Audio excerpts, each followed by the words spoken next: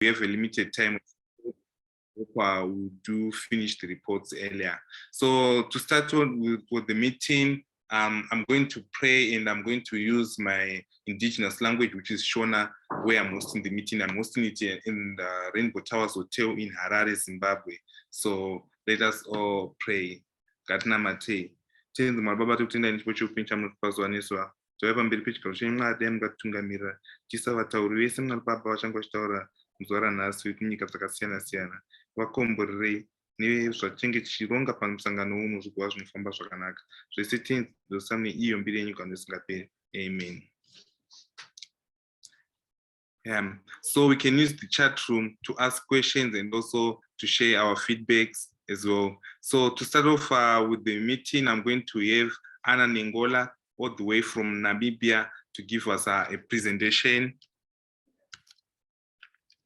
Yes, Anna, you can unmute yourself.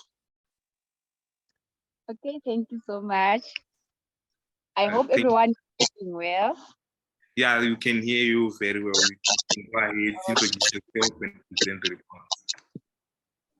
Okay, I hope everyone is doing well. My name is Anna Negora from Namibia, and I'm very much proud to be an African citizen as well as a representative member of the winning team. I extend my greeting to our founder, co-founder, moderators, ambassadors, and members worldwide working in diverse in this family for the success of our movement. May all your sacrifice never be in vain, and let's keep working in unity to achieve the common goal. So without wasting time, I would just like to highlight the activities of the previous week, although we had only a Black Blockchain Summit, by which we are going to be officially presented with the report by Ms. Natalia Faye.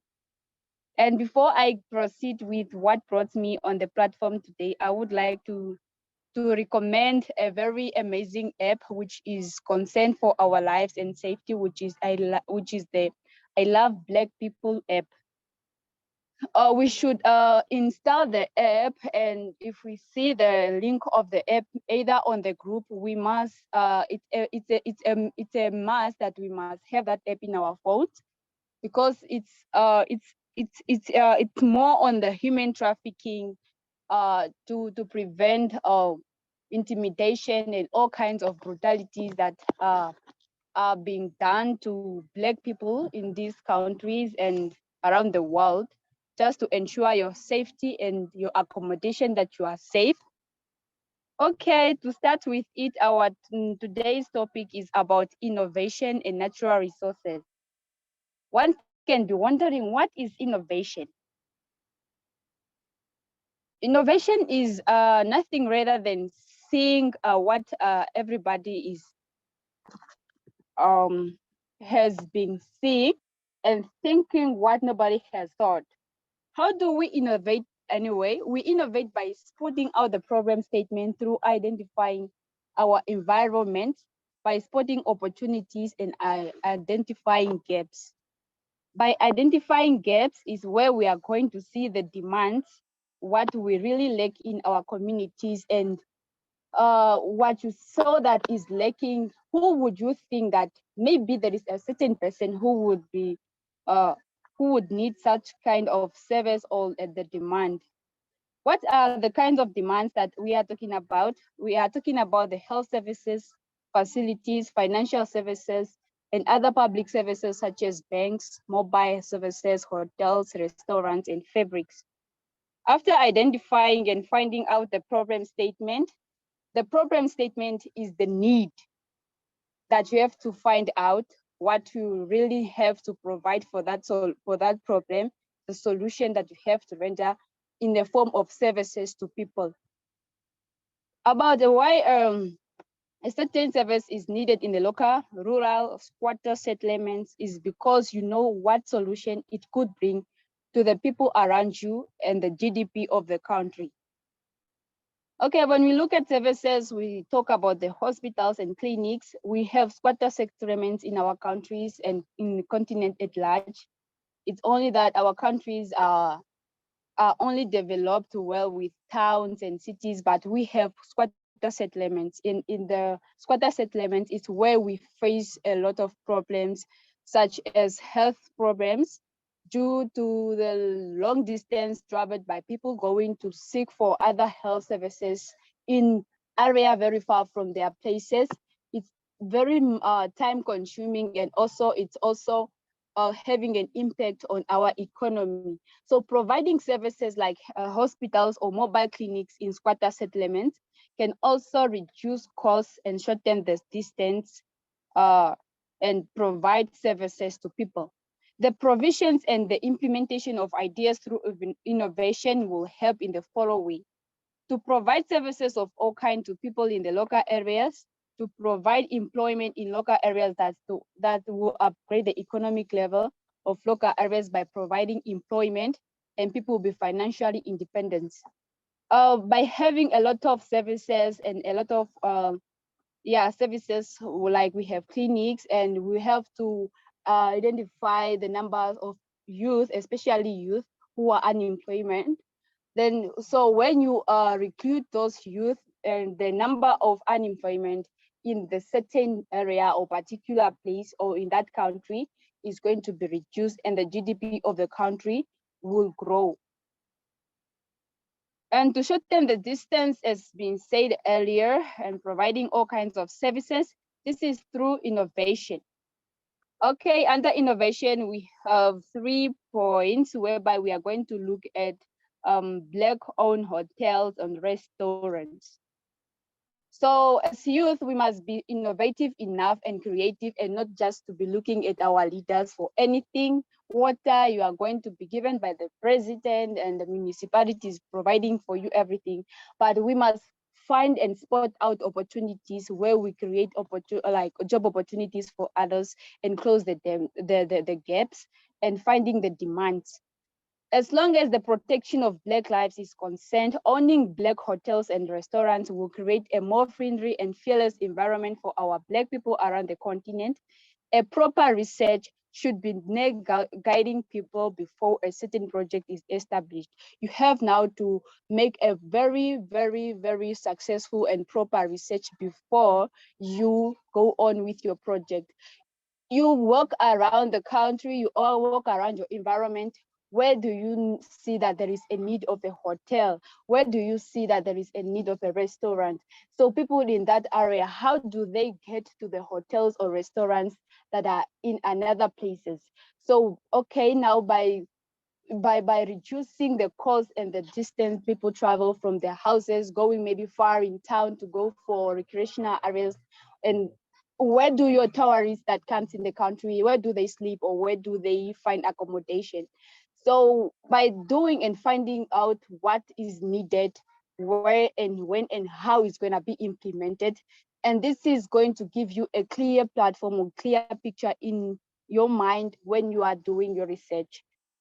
Due to the fact that division is high among people of the same mother of Africa, high rate of racism and discrimination, to avoid all brutality which are being done to our brothers and sisters, Black-owned hotels, together with the recommendation of the I Love Black People, will make it more safer for our brothers and sisters to live at the Black-owned hotels without any fear of intimidation and discriminated, and providing safe accommodation for Black people and tourists.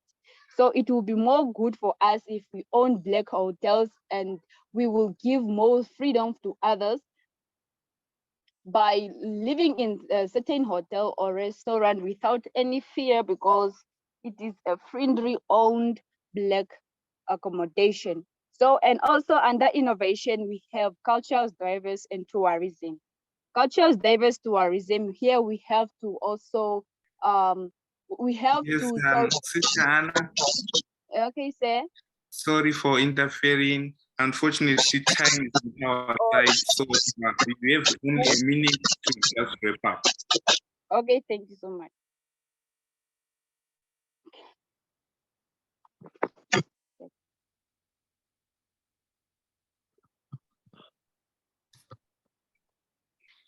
Okay, that was Sister Anna Nigola all the way from Namibia, presenting a report on how I Love Black People Safe Places app has been a great deal, being innovated by our great lead developers and the co-founders of I Love Black People. in the efforts to help us identify safe places and sharing them so that we can put them on our online digital guide.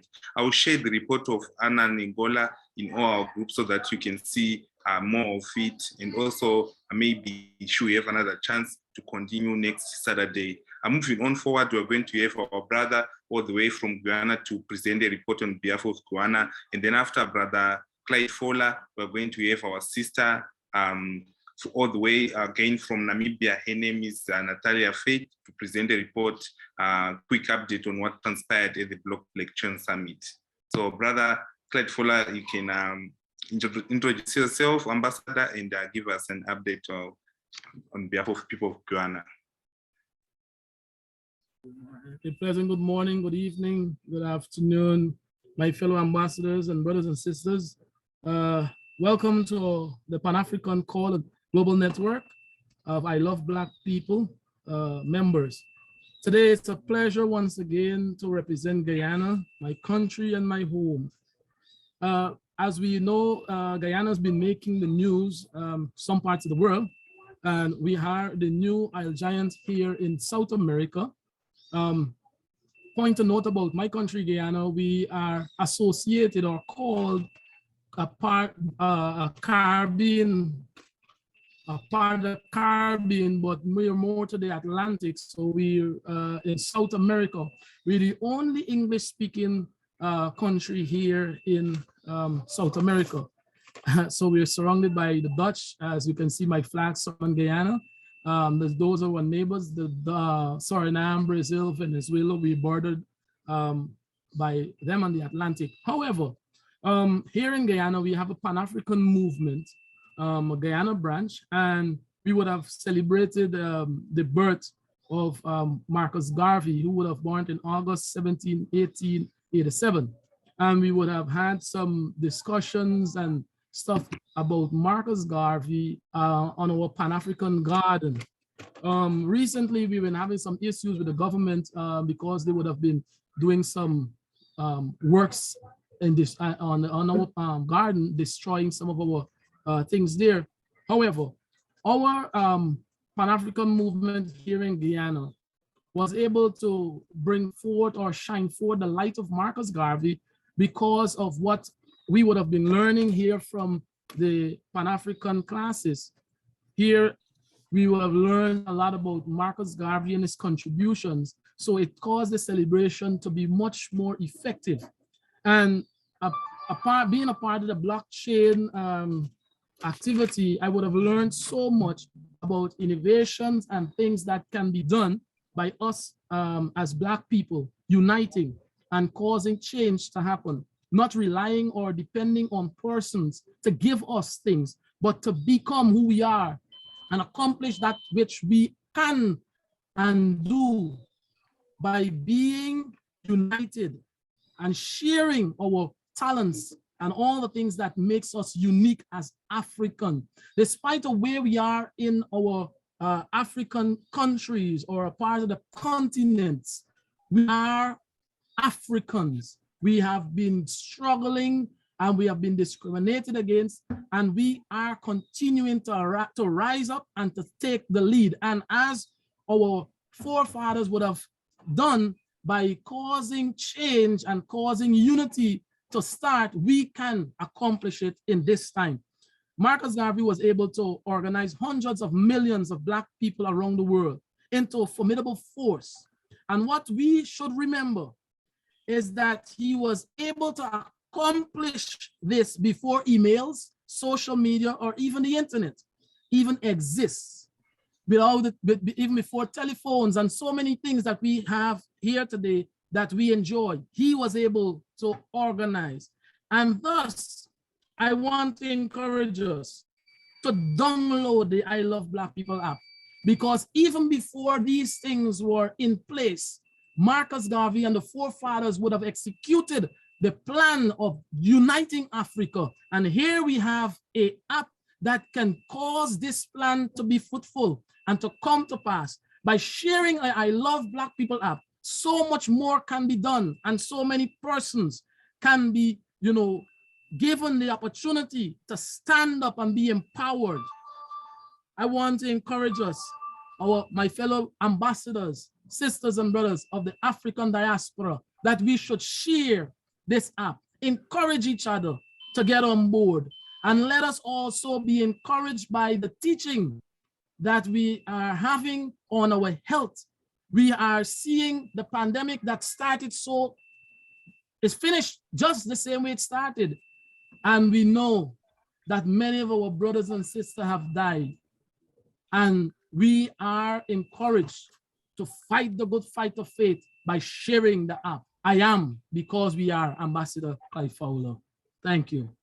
I am because you are. Thank you so much. I really appreciate you, Ambassador Clyde Fowler, all the way from Guyana, South of America. We do appreciate you with the effort which are giving, and also making sure that our app goes viral. This is our own online digital guide, our own green book. So please, let's embrace it and use it. And also, I would like to urge all of you to read more about our green book as well, so that you get a better understanding on where we are going with this application.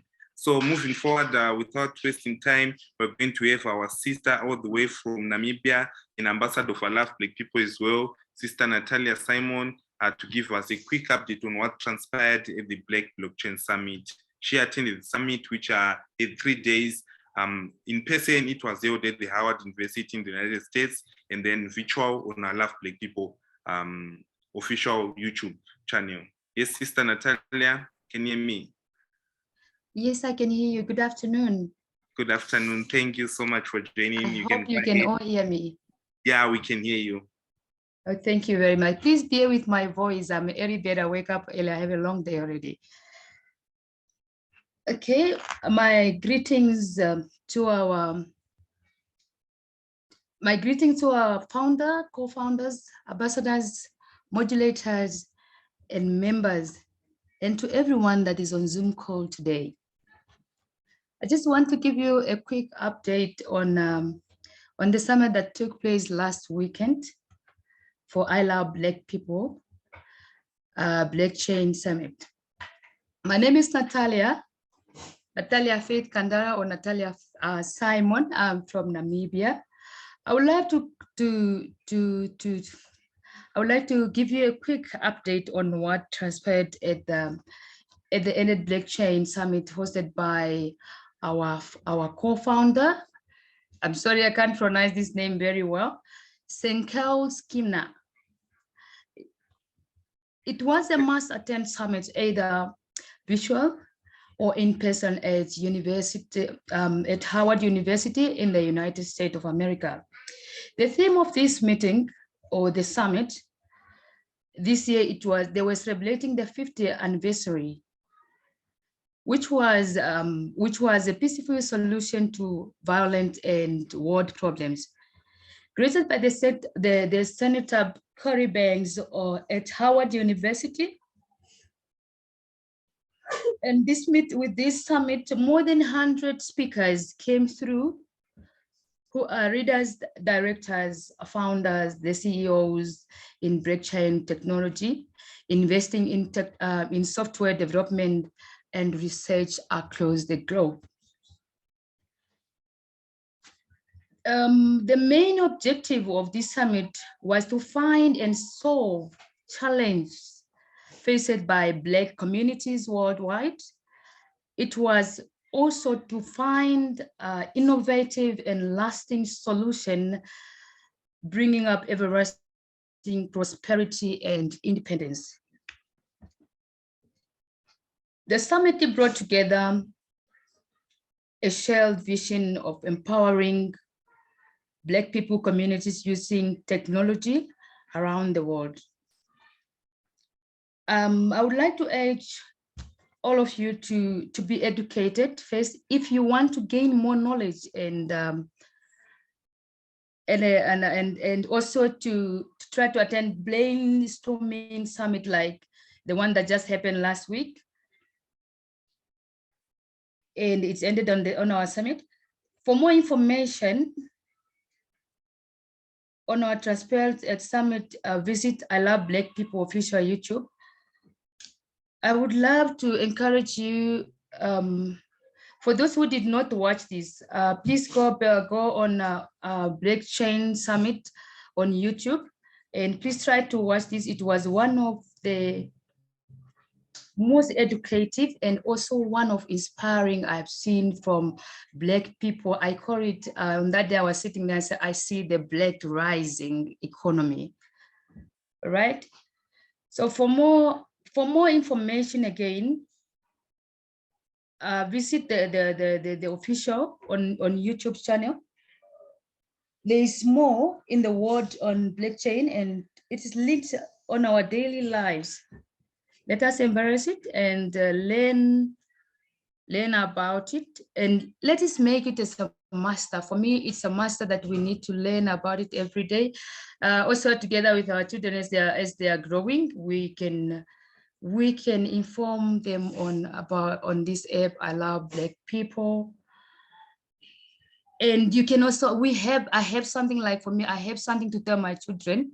I set it with them, whereby I have to tell them about the Blockchain Summit, which took place in the United States.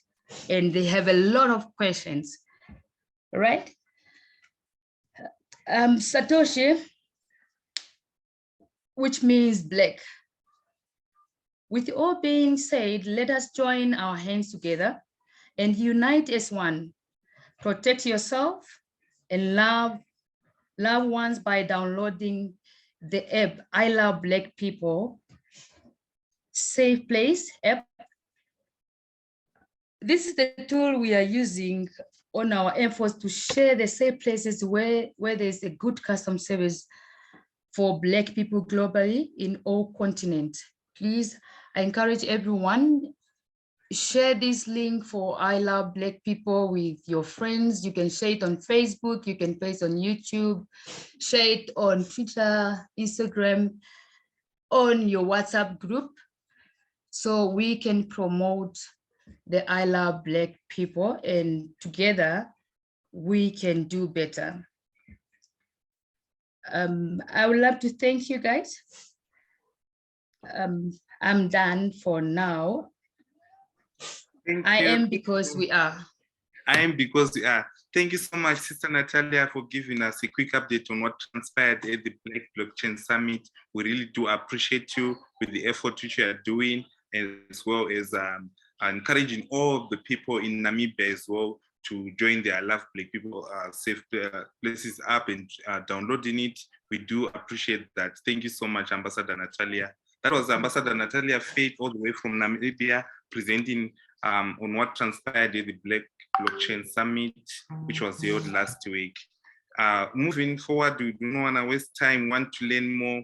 So we're going to have Anana Akua to present and to teach us about natural health, and also this is a healthcare lecture which is part and parcel of our Pan-African class.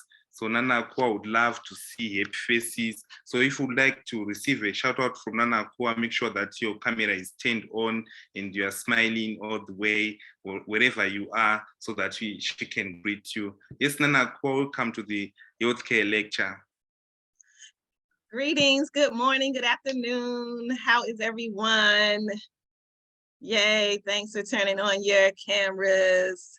Frederick and Victor and Ife Sinachi, I may be mispronouncing that, forgive me if I am. Trevor, Frederick, okay. Somebody else is moving. Oh, somebody's is coming on, but I can't see your name yet. And Paul. Frederick, hey Frederick. And of course, Brother Haki over there in the corner, we already gave a wave, I see. Somebody is still connecting. It's still not showing me your name, but okay. Oh, hey Clyde.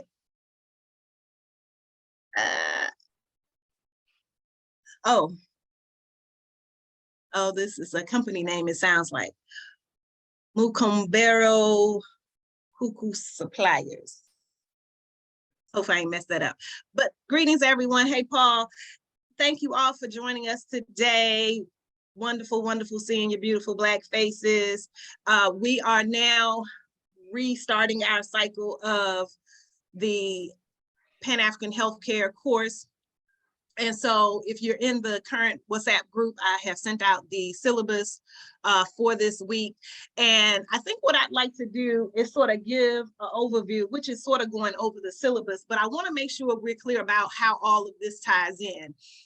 So as you may know, and I'm seeing some familiar faces, so I know those of us that are on here are not newcomers. There may be some new people, but if you are, great, welcome.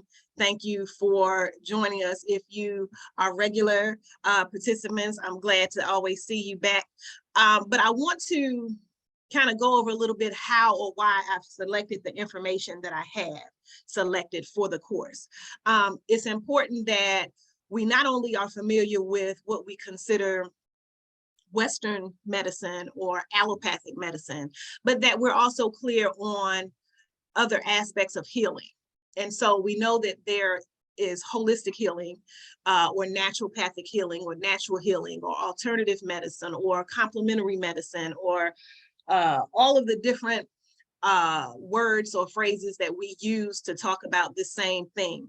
And I am a traditional healer, a holistic practitioner, a natural healer. There's so many ways. Now people are getting into just using wellness, and you have people who are wellness coaches, and there are all these different words. And the point and the distinction is any healing modality that uses natural practices, whether it's healing herbs, whether it's essential oils, whether it's homeopathic remedies, whether it's certain touch or body therapies like massage or acupuncture,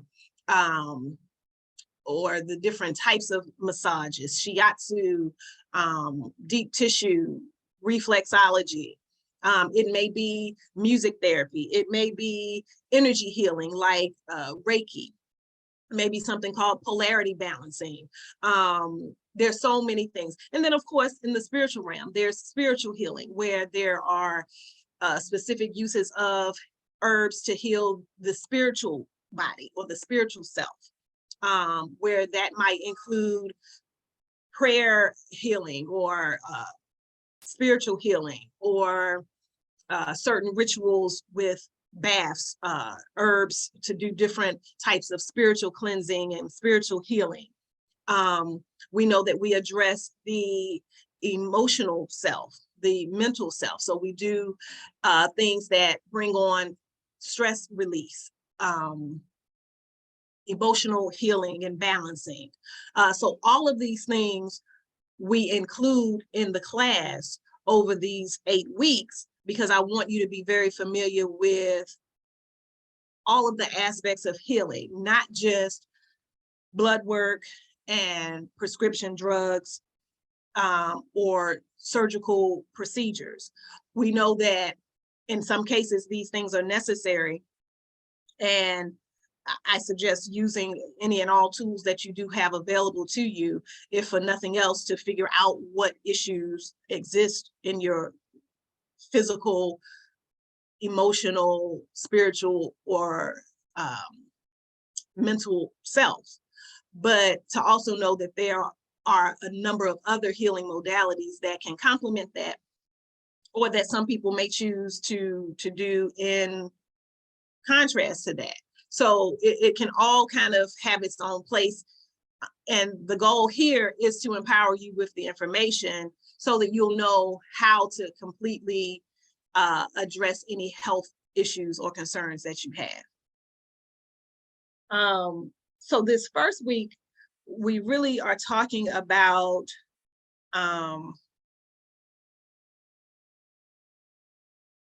what it means to do holistic health, or what holistic health or holistic healing or natural healing is. And I attempted to pull it up. So I don't know if Award or if Yvonne is controlling the share. Okay, thank you. There it is. I think it is up. Great. So you should be able to see my screen here. And so we know again, there are many different aspects when we're talking about holistic healing. So it may be about what we eat. It may be about what herbs we're taking, what other natural occurring substances we're taking, vitamins, minerals, homeopathics. It may include, like I said, spirit work, prayer, faith-based healing modalities. It may have to do with finding motivation, hope, inspiration, having good positive energy to bring about healing on your emotional level. But we know that all of these things combined are important for our overall and our optimal health. So that is basically, in essence, the holistic approach, right? We know that we have to be our own best advocate. We have to know what is going on with us. We have to take note. We have to arm our healers with the information that they need to assist us. So you always want to know that you yourself has or have the ability to participate actively in your healing process. And so you always want to find someone to assist you with that who's going to value your input. You want to go someplace where they're going to listen to you. They're going to value what observations you've made, or even whatever analysis you've made up to that point. And then you let them take their expertise to that next level to figure out what is the root cause of an issue and then how to address it.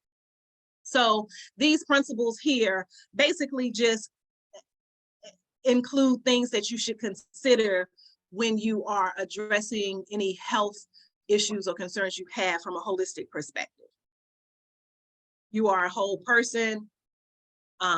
You're not the disease. You're not the health condition. You are a person that is dealing with or addressing that particular, condition. And you want someone that will become a partner with you in your healing and not just sort of throw information at you or throw some kind of drugs or medicine at you and just say, take this. And we also want to not just relieve symptoms, we want to find out what is actually causing a problem.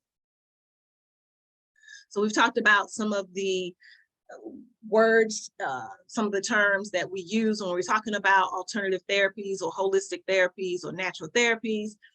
And this Sangoma here, I mention the Sangoma, or in any other area or part of the world, whatever traditional healer, we always want to consider them in our healing, because this is going to be your local herbs person, your local herbalist that's going to know what is available in your area and where you can find different healing for different issues.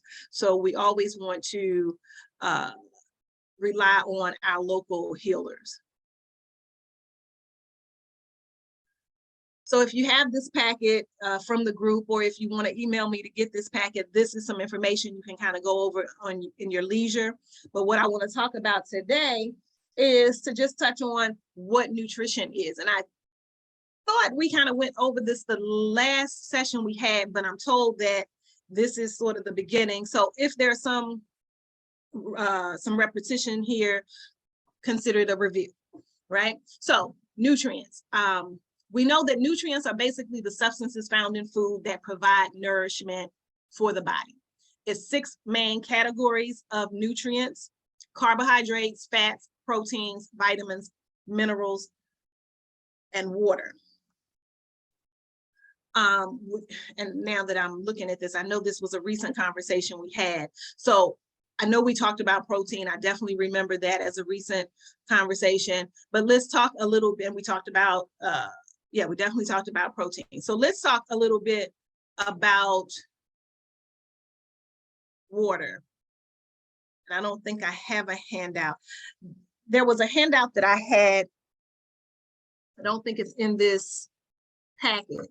But if I could easily remember things, this would be so much better. But there are certain hydrating fruits and vegetables that we can use. So we know that water is the source of life. We know that water is necessary for everything that gives life, that sustains life, that produces life.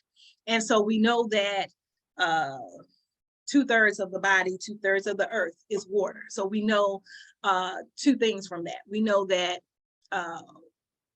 it's essential, and we know that that connects us to nature. So us being an extension of Mother Earth, of the earth, of nature, we have that very distinct similarity.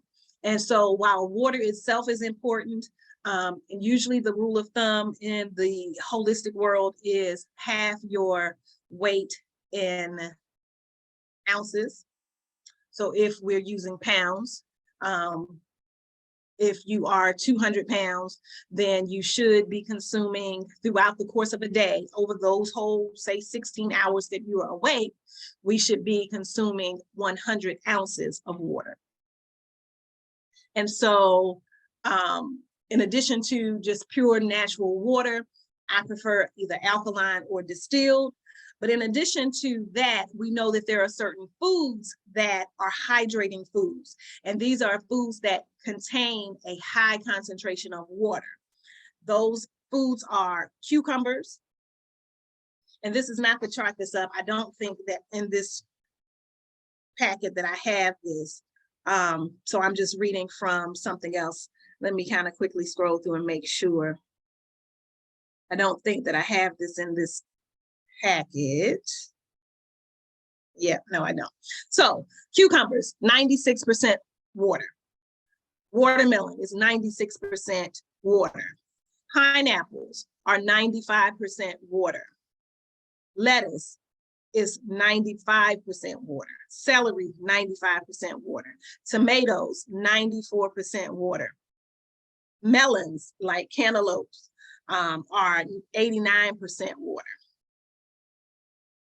Blueberries, 95% water. Pears, 92% water. And grapefruit, 90% water. So these are foods that even if you are good about drinking your water, even if that's not a challenge you have, these are good foods to include that will also increase your water intake. And of course, obviously, if you are struggling with getting proper water intake, then these are foods you definitely want to include throughout the day, include through your morning, afternoon, and evening meals, so that you are getting a good supply or amount of water into your diet. There's no way around it.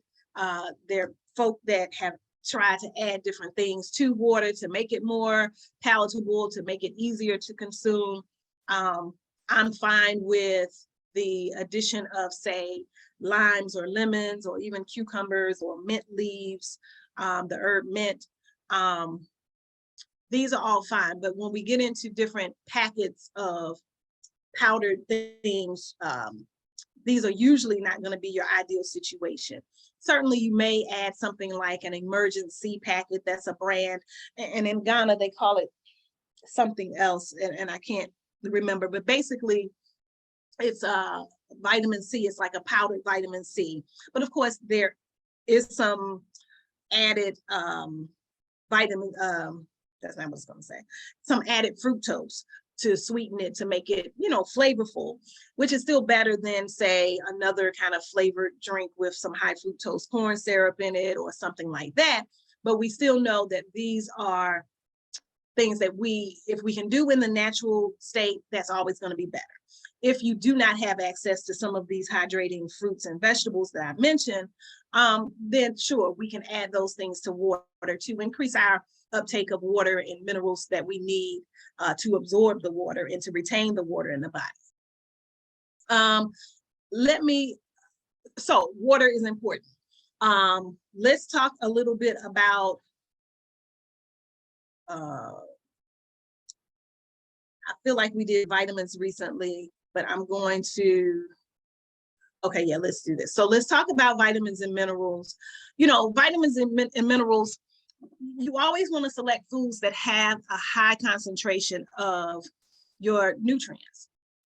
So if it's not a straight protein source or carbohydrate source, and or if it's in either of those categories, you want to also make sure that it's high in different micronutrients like the vitamins and minerals that we need for the body. So this chart here focuses on not just foods, but herbs mainly that naturally contain the different vitamins and minerals that we need in the body, right? So let's just give some examples of how or why this is important and how we can use that. Let's say you're having issues with your skin or your hair or your nails, right? All of these B vitamins, right, will assist with that, in addition to some other things. Definitely each of these B vitamins do a number of other things. So let's just deal with B complex. So if we were looking to increase our energy, we either don't get enough sleep, or we are sleeping but still not feeling rested, or again, there's a skin issue, our hair is not growing exactly the way we would like, you know, we may add some biotin, but let's just stick with the B vitamins. Then we know that there are certain herbs that will naturally contain particular nutrient that can assist us with that. So as opposed to drinking your standard black or white Lipton tea, you may include alfalfa or cascara sagrada or celery or elder or golden seal or horehound or thyme as a tea that you would drink or add to your daily regimen. Or you may include pumpkin seeds as a snack that you include in between your meals. This is going to give you good sources of B vitamins.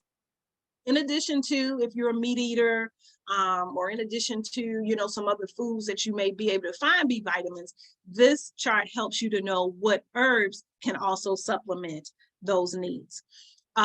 If you are, say you are vegetarian or vegan in particular, and you're not a meat eater, you're not consuming flesh, and you have low, you're not otherwise accessing your B12, this is a category of herbs that you would include. So people who make the argument of, oh, you can't be healthy if you're vegan, if you're not eating flesh, how are you getting your B12? Or if your iron is low and you need the B12 in conjunction with your iron to elevate your iron levels, these are all excellent herbs that you would include in your diet to enhance your B12 uptake. Burdock, catnip, chickweed, dandelion, eyebright, mullein, white oak, red clover, all of these are excellent for that. In this country in particular, I would really wonder if it applies to folk who are closer to the equator and have sun for more time throughout the year. I don't know if you all have this problem, but here in the States, there are a lot of folk, and I think it's because of the soil. We've done so much with the soil. It's not as nutrient dense as it should be and used to be, but a lot of us are vitamin D deficient, right? So most time in different age groups, it could be your child, or it could be your mother, or you could, you know, it could be you at a middle age, but it seems to run the gamut here in the States where so many people are vitamin D deficient. So the answer here is to include some of these herbs into your diet. Alfalfa, chickweed, fenugreek, sarsaparilla, red raspberry, thyme, eyebright. These are all high in vitamin D, okay? So see how this works? We know that from the chart, and I'm pretty sure we talked about this 2 weeks ago. We know that this chart here gives us primarily foods that we can consume that are high in these vitamins and minerals. But we also want to know what herbs we can supplement with that will also give us these nutrients, okay? So let me think there are some questions here in the chat. Let me just pause for a second. Sometimes I get to rolling and don't get to the questions. So Frederick, if you see a word posted, my email. So if you just send me an email, I can send you the packet. And usually if you email me, I will just send all 4 packets. And pretty much each packet, the course is set up currently in 8-week sessions. And so each week there's 2 lessons. So I usually will address 2 parts from 1 packet. So if you email me, I'll send you all 4 lesson packets so that you'll have all the information that we go over the 8-week course.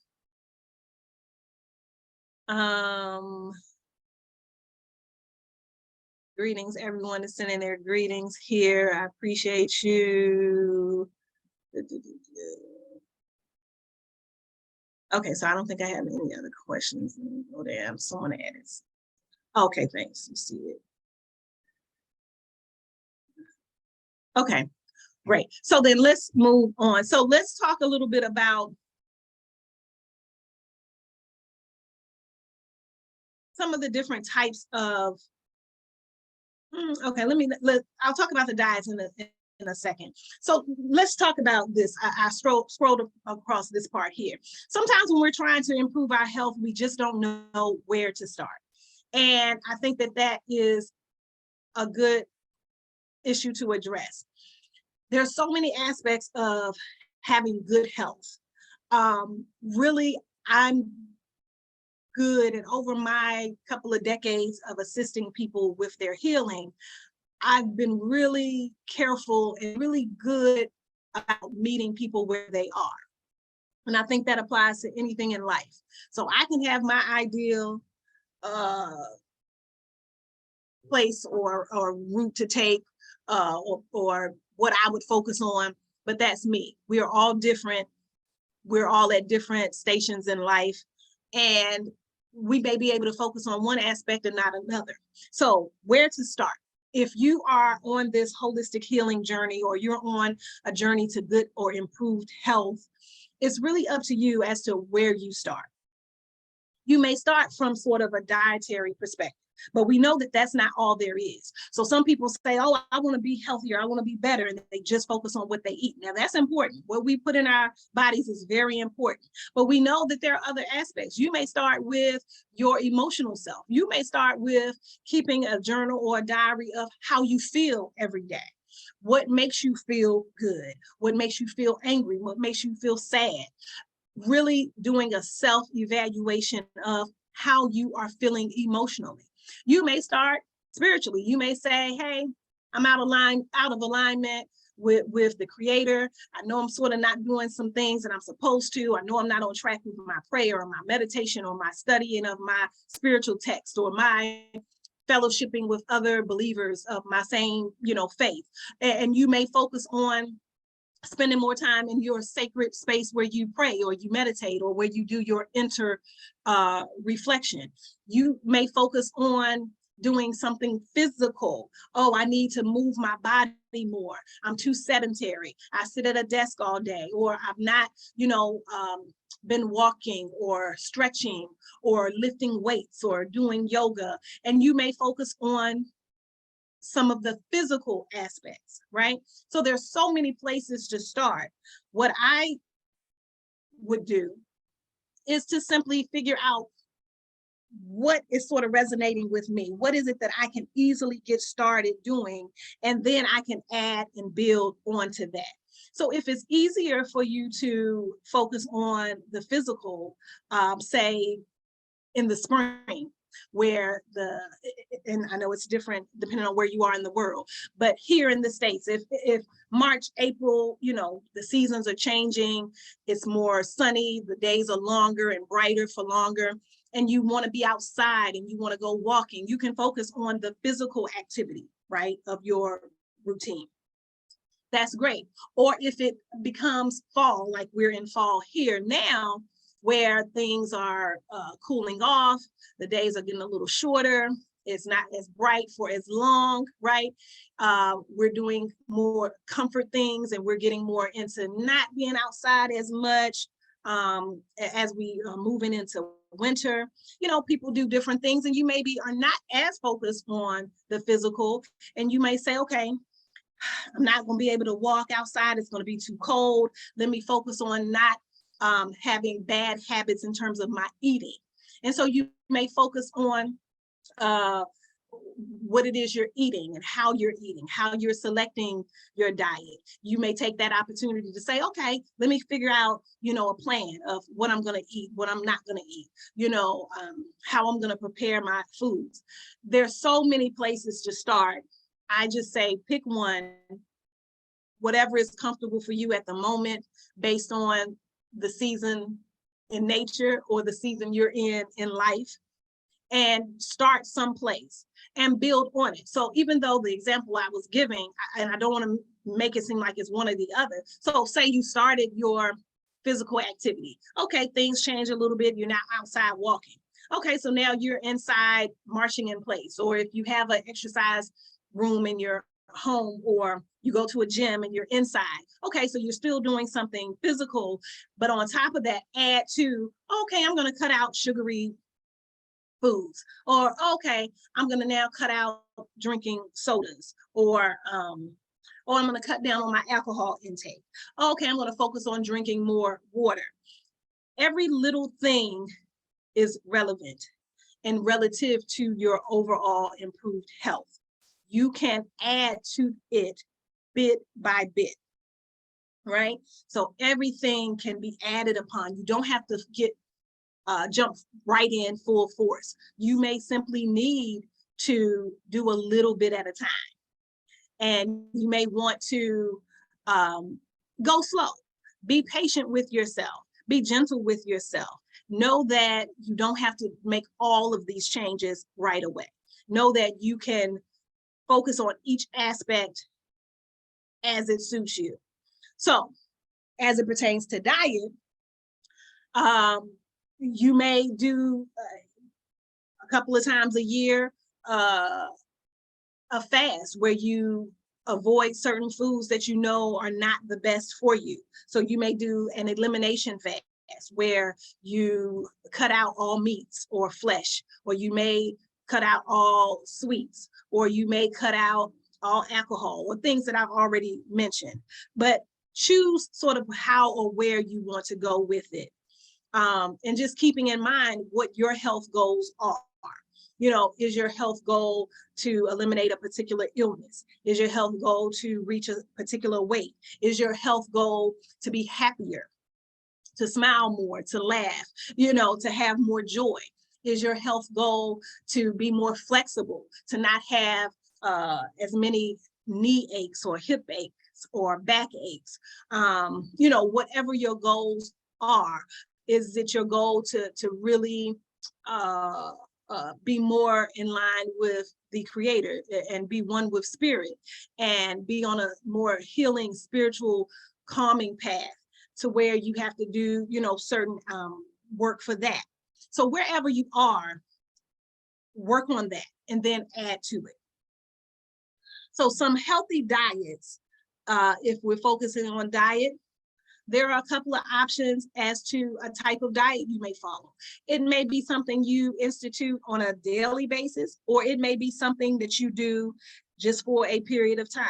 So just like I mentioned, the elimination fast, you may simply choose for a week at a time or a month at a time to follow any one of these types of diets. You may do raw foods for 21 days, whereas you are simply doing raw or low temperature, 110 degrees or less types of food heating, or pure raw foods. This is usually good for folk who suffer from bloating, or they want to lose weight, or they need more energy, or they maybe have migraines. This could be an option for overall general health improvement. You may choose to do a juice fast or do juicing for a whole month, or for a whole week, or for 1 week out of, for one day out of the week. You may say, okay, for the next 3 months, once a week, I'm a juice, you know, or you may say, 1 meal a day, I'm gonna juice. And you are using freshly pressed juices, and you are just consuming those juices and getting the nutrients and the natural enzymes from those fruits and vegetables, as opposed to cooked foods that will have your body working harder to digest those foods. You may decide to do an alkaline diet, where you are following only those foods that are alkaline and not acidic types of foods. Usually this is going to be along the lines of a plant-based diet that are going to be your alkaline forming foods, where you're going to cut out certain meats and fats and dairy and things of that nature. And this is usually good for people, especially people who have kind of mobility issues. If you have arthritis and body aches and pains and things of that nature, maybe musculoskeletal issues where, you know, you are having problems moving, whether it's in the bone or whether it's in the muscle. An alkaline diet may help with those types of situations. There's also a macrobiotic diet. This is usually an Asian-based diet where they focus on mainly vegetables, but it may be grains and other foods that are cooked a particular way to basically create harmony and balance in the body. It's a very specific diet to follow. I went to a macrobiotic restaurant once. It was very interesting, but usually it'll have grains and vegetables as the basis of the food. And then, you know, this Gerson diet, I'm not that familiar with, but basically it combines a number of concepts. So it combines eating kind of organic vegetarian dishes along with raw juices, along with certain natural supplementation and enemas or colon cleansing rituals. So sort of an overall type of diet where you're paying attention to what you're eating, how you're eliminating, and what supplementation you are adding. So makes sense. I've not personally followed it or learned anything more specific than what's written here. But basically it's a combination of some of these diets that we just discussed. So these are just some issues, some options for changing your diet if that's the first place you want to start. But we eat every day throughout the day. So definitely what we include into our bodies through our diet is important. But what we will discuss in the course is the fact that this is not the only aspect of healing and good health. We want to also know that all of these other aspects that I've discussed today are important as well. But we do have to master what it is that we consume. And just an aside, I think this is a good place to talk about this. I've recently gotten into canning, preserving food. And I'm getting a lot of joy and happiness from canning. My mother canned all while I was growing up as a child. This ties into my love of gardening. And so as you know, especially when we talk about the herbal section, I'm always advocating growing our own food. And I'm still advocating that. And this is an extension of that, because basically we have to learn how to control our food supply.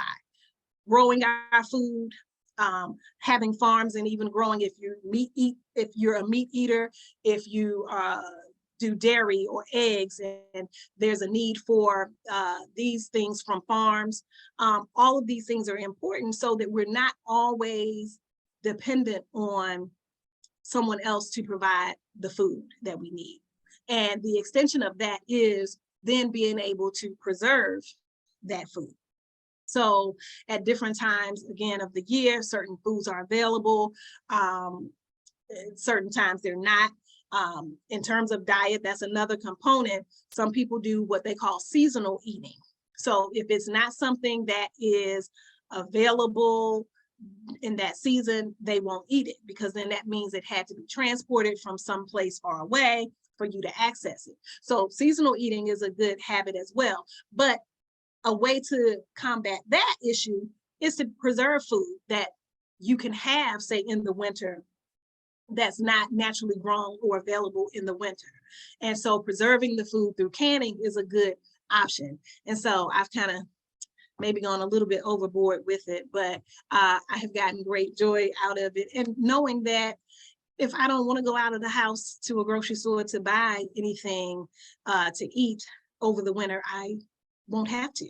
Now I'm in a place where I can easily do that, but we may not always be in a situation where we can do that. Whether it's a natural catastrophe or something, happens in terms of the weather, or whether it's another type of pandemic where there's illness and things are shut down. I think that this is just a good way of taking control. And this is, again, I'm always talking about us empowering ourselves. This is another way of empowering ourselves and having access to everything we need. Here in the States, people went crazy over toilet tissue and paper towel and stuff like that. Well, I want to have the food that I need and want to eat. That's real power, right? If you want to stock up on something, you don't necessarily have to stock up on a bunch of cleaning supplies and toiletries and paper towel and such, but you do need to stock up and have good quality food. So that's my bit on that. So let me see. Supplements best for babies. Yeah, I see you with the baby, Natalia. So it depends. I think you're at an orphanage, so I understand you may be talking about babies that are not raised by the mothers, maybe. Give me a nod. Because of course, someone asked me a question about a baby. Now, if we're talking about babies that are being nursed, we know that nourishment, whatever that mother is taking in, is going to be key. But if we're talking about, and it also depends on what age we're talking about and what the babies are currently being fed. But I'm just an advocate of creating an environment, a digestive environment that babies or children are used to, or that we get them used to foods that are going to be more life-sustaining and life-giving, and not just the sweet foods and foods that maybe don't have as much nutrition as they need to. Sometimes we think we have to give babies just the sweet things, but we should also consider what is going to be the most nutrient-dense food that's easily digestible for younger digestive systems. And so that's something we can maybe email about, or we can talk a little bit more, because it's not a simple answer to that one. But here in the States, I think we feed babies and children horribly, and most of their food has a lot of colors and sugars and things that are not life-sustaining. And I think we destroy children's digestive systems very early on. And we get them used to things that is not going to be of health benefit to them. Here in the States, the dog food, cat food, animal food is tested more and has higher quality than in most of baby food and children's foods. We really allow the market, the industry, to kind of throw off really poor nutrient deficient foods on our children. So I could probably say a whole lot about that. Okay, so I don't think I have any other questions. And so I'm pretty much out of time anyway. But yeah, so next week we'll talk a little bit more about some elements of eating. We'll talk about food combining and how to eat these things that we've talked about that we should eat, right? How to eat them so that they can digest properly, how to combine foods, and just some other elements of healthy eating. So thank you all for joining us today. I see Dr. Wright is on, so please stay on for the next class. And I bid you good health and peace as always. Have a wonderful weekend. Yes, thank you very much, Nana Akua, for a wonderful lecture. We have to continue with the Pan-African history course with Dr. Wright. Dr. Wright, can you hear us? You can unmute yourself. Okay, I'm unmuted. Sorry about that. How is everyone? Welcome to the Pan-African History and Organizing course. I'm actually going to show my screen and share something at the same time. This course is the Ideological Development course. And let me get on camera here so that you can see me, and then I'll add the information. Okay, I'm not sure. Hold on. Okay. All right, welcome everyone to the Pan-African History and Organizing course. Basically, this is the ideological training course for I Love Black People, where we learn the history and political history of Pan-Africanism. And it's meant to orientate you to do the work that you're going to be doing with I Love Black People as ambassadors. I'm going to share a document so that we can follow along. But let me take myself off camera real quick. You'll hear my voice. I'm going to be sharing the syllabus for this course. And basically, the course is made up of a conglomerate of works, readings from various historical texts that give us the background of Pan-Africanism. Okay, and so you should be able to, by the time you finish this course, to identify whether or not something is Pan-Africanist in nature or not. You should be able to identify that politically, socially. You should also be able to identify that in the context of social media. And so we will cover the history beginning in the diaspora where Pan-Africanism first emerged, and we will take it to the continent of Africa and look at the highest expression of Pan-Africanism, which would be continental unity. Okay, I'm sorry, it's taking me a little longer to get this open. So we will be using a few films and the readings to give you evidence of all of this and give you some historical background to ground what you're doing with I Love Black People in. Okay. Generally, the structure of the sessions is that we will do a 30-minute session where I will lecture on the readings, and then we'll move to Q&A regarding the same readings or the subject that we're discussing. So I'm sorry, the moment I lost the document the moment I opened up. So I'm trying to recapture that. That being said, we'll do Q&A where you'll be able to ask questions about the readings. We'll be able to engage briefly, and then we'll be done. So you generally are going to be on with this session for 30 minutes, and then you will be given the readings. So all readings for this course are going to be provided by us here at I Love Black People. You do not have to worry about finding anything or us, missing anything, because everything is posted in the WhatsApp group.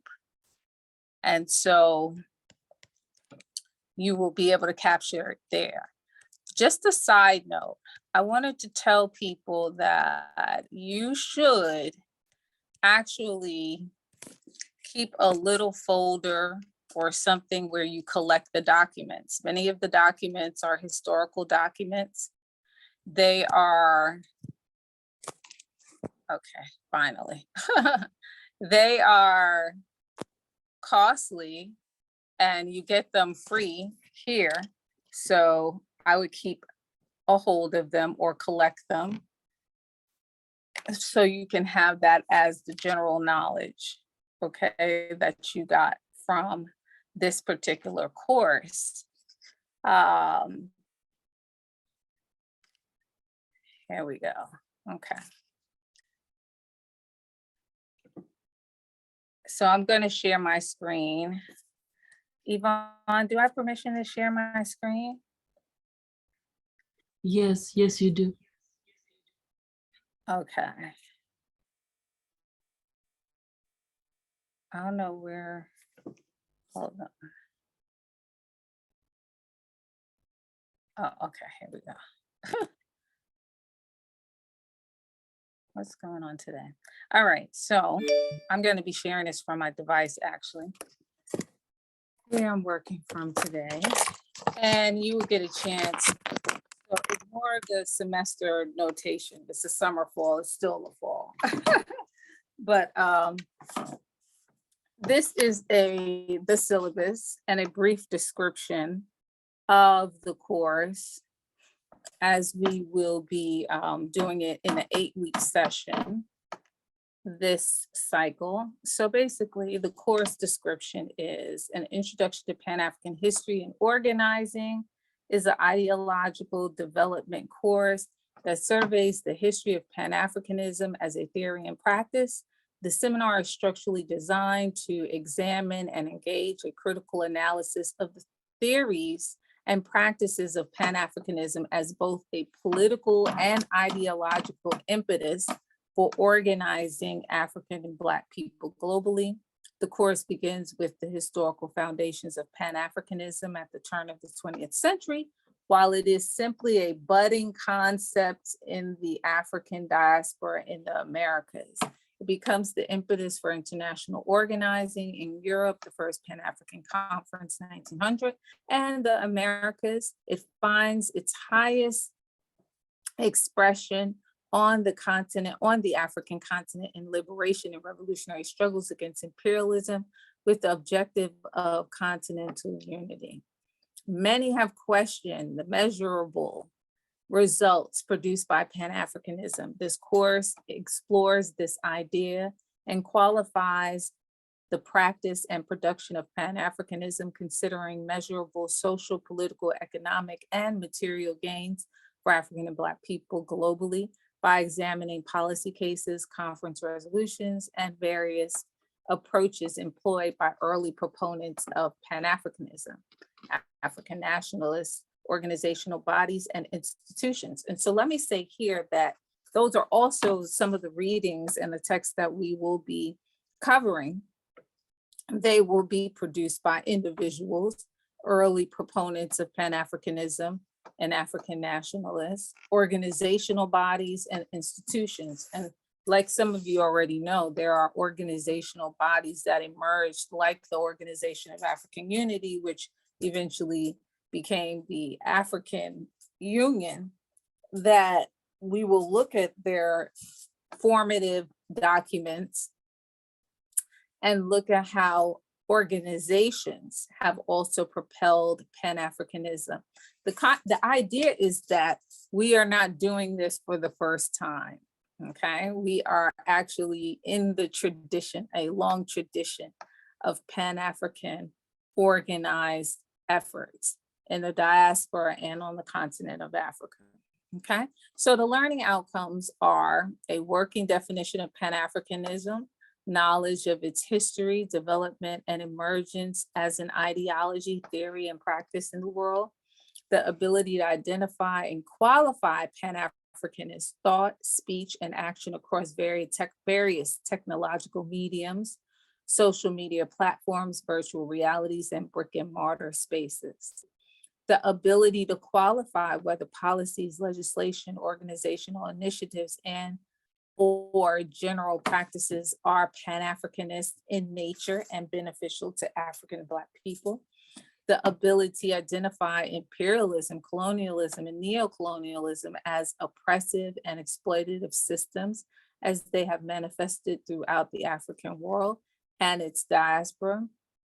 the means and methods through which African and Black people have organized, fought, and resisted and liberated themselves and nations from imperialism, colonialism, and the ways in which neocolonialism is currently being resisted, the role of Pan-Africanism as a primary strategy and tactic in the effort to eliminate racism and xenophobia, and then 7, the ability to differentiate multiple perspectives through an analysis of different case studies built on measured evidence-based arguments and research essays.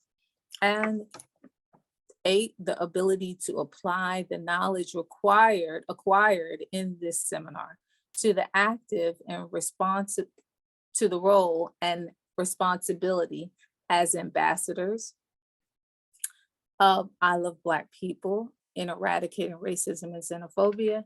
And 9, the ability to qualify,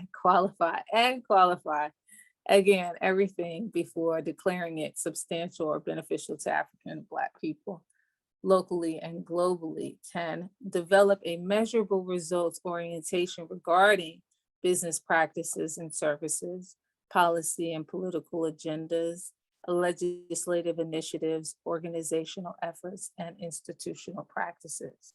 And so those are the things you should be able to do and or understand by the end of this seminar. Also, the themes of the seminar are Pan-Africanism, which is unity as the primary organizing tool, weapon, strategy for eradicating racism and xenophobia against African and Black people.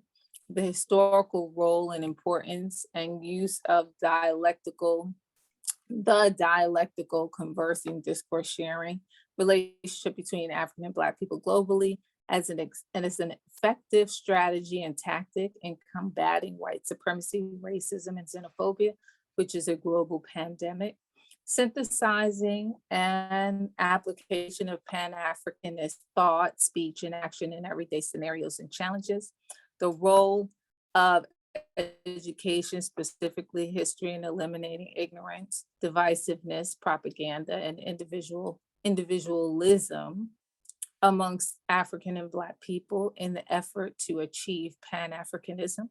And 5, finally, global Pan-Africanism, the unification of African people for the purpose of eradicating exploitation and oppression, racism, is a direct solution to the condition of African and Black people. So ignore the dates, but you'll see. So this is our introductory lecture. I edited that, but I lost the document. So I'm going to use this, and it is the same. Week 1, we are actually going to watch a film called The Journey of Man, A Genetic Odyssey. So the syllabus is going to be posted in the Zoom, in the WhatsApp group, as well as this URL. Some of you might want to capture it or even Google it or search it on YouTube. It's called, the film here is called The Journey of Man, A Genetic Odyssey, which talks about the origin of humanity. And we begin the conversation there primarily because of the fact that, I'm going to stop the share, hopefully, okay. All right, we begin the conversation there. We begin the conversation there because we want to be on the same page. So we're attempting to raise all ships in our understanding that to be human means to be African, and that our primary understanding of the human experience begins with African and therefore Black people, okay? African is who we are, Black is how we appear in the world, right? How we are classified and present ourselves in the world physically. So this film brings you into that conversation, because when we start talking about the human struggle, one should understand that that is the African struggle, the Black struggle, okay? So this film, although the person, the talking head, the geneticist in the film is actually a European, What he does in this particular film is go around and test DNA to further affirm the theory that we know to be true, which is that humanity originated in Africa. So sort of a qualifying of a theory using biological, measurable, hard science. So we watched that film, not without criticism. I'm not endorsing everything that he's saying or even his perspective. I'm endorsing the science, which proves and continues to prove that humanity began in Africa first, and we, an African means, is what it means to be human, okay? First and foremost in this world. So those items, the syllabus, along with the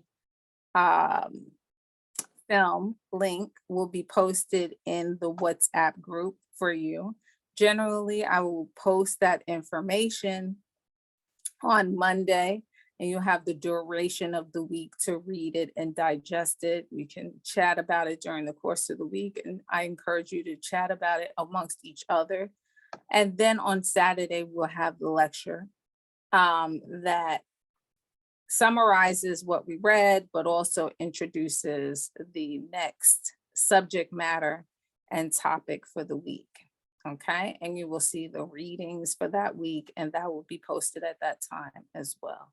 Okay, and so we meet every Saturday. The new readings are posted on Monday, and you have the week to digest that. Okay. Generally, this session is set up to, one, let us converse. I give somewhat of a little lecture. I try not to be too long-winded. And then we go into Q&A where you can ask about the materials and or the visual, because I will be doing more than one film this semester, only because sometimes films, documentary in nature, generally will give you, all the aspects of the issue. And we'll be looking at a lot of different proponents of Pan-Africanism, particularly on the continent, but of course in the diaspora as it emerges. I think that's it for now. It's 11:33. I will take Q&A for a second, and then I will actually begin posting to the group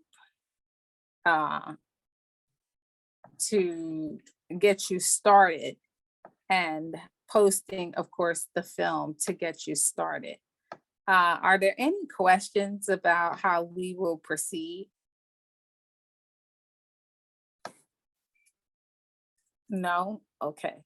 So normally I will lecture for, our lecture session is 30 minutes, half lecture, half dialogue.